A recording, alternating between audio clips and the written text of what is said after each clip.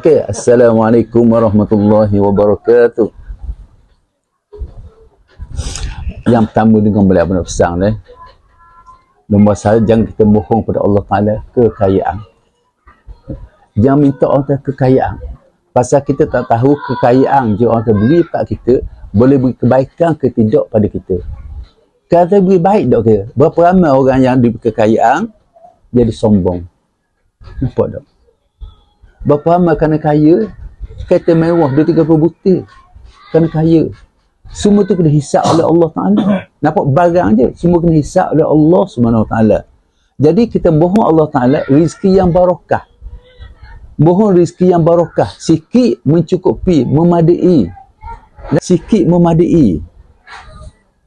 Dan sikit tadi memadai dan beri kita kebahagiaan.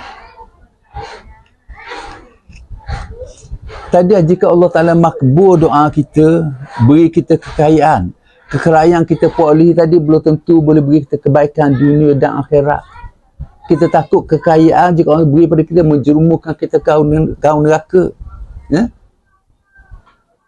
Berapa ramai di antara kita yang dikurniakan rezeki yang melimpah ruah, akhirnya menjadi kita sombong, angkuh dan takabur. Semakin kaya, kita jadi semakin kedekut. Semakin kaya, kita jadi semakin tamak. Jangan sampai Allah Ta'ala kurniakan kepada kita rezeki yang datang dari sumber yang haram. Ya?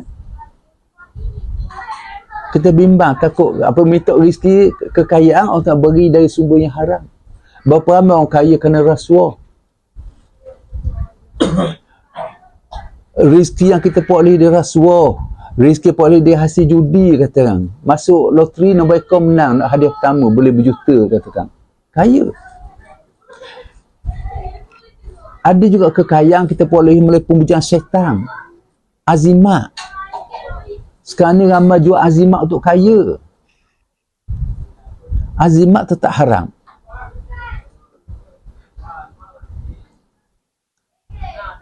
Hari ni tak ada banyak di medsos ni banyak yang jual azimat untuk kaya. Ya?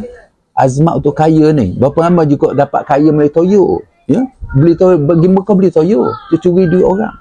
Itu kisah haram halal tau.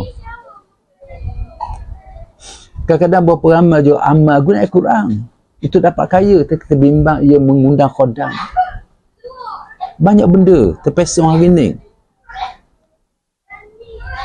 Kita bimbang kekayaan kita boleh mengundang kita kepada sesyirik kepada Allah SWT.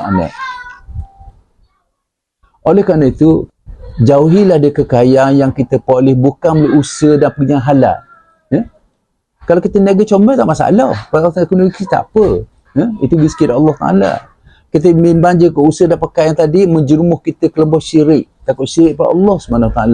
Dan kesudahan humbang kita ke neraka. Ya? Jangan sampai dapat rezeki tapi humbang ke gaun neraka. Bila kita dapat rezeki sumber yang tidak halal, kesannya akan ditanggung di rahsia seluruh ahli keluarga. Kaya tapi keluarga penuh ranah. Ya? Keluarga penuh ranah kena makan dari benda yang haram. Kehidupan jadi tak barakah. Ya? Kehidupan tak ada barakah. Kalau hidup kita timbul 1001 masalah, kena semok. Ya? Takut apa kita makan dari sisi halal. Takut belum begitu. Kadang-kadang berasalah hari ni hidup kita cukup pelik. Ya?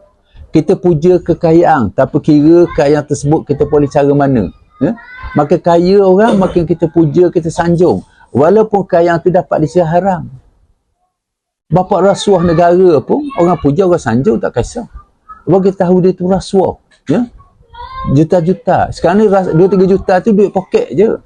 Ya? Orang puji 2 juta tu duit poket je. Bayar pada 2 juta tu dapat kita sampai ke akhir hayat tak habis. Oleh kita ingatlah jangan sekali-kali kita berusaha untuk dapat kekayaan melalui cara yang tidak normal. Dengan cara meragukan. Berusahalah dan bekerja untuk cari kekayaan melalui cara yang halal bagi kehidupan hidup. Ya? Biar cara yang halal. Bila Allah dah kurnia rezeki pada kita, melalui usaha yang halal tadi, kita belajar, yang pertama belajar bersyukur dengan nikmat rezeki. Lepas bersyukur, belajar redha dengan rezeki yang Allah kurnia pada kita. Redha dan bersyukur rezeki. Ya? insya-Allah hidup kita akan barakah. Ya. Ya, Abu ulang sekali lagi, jangan mohon dengan Allah kekayaan kerana kita tak pasti kekayaan yang Allah kurnia pada kita boleh beri kita kebaikan dunia dan akhirat. Ya. Sekianlah, wabillahi taufiq wal hidayah. Wassalamualaikum warahmatullahi wabarakatuh.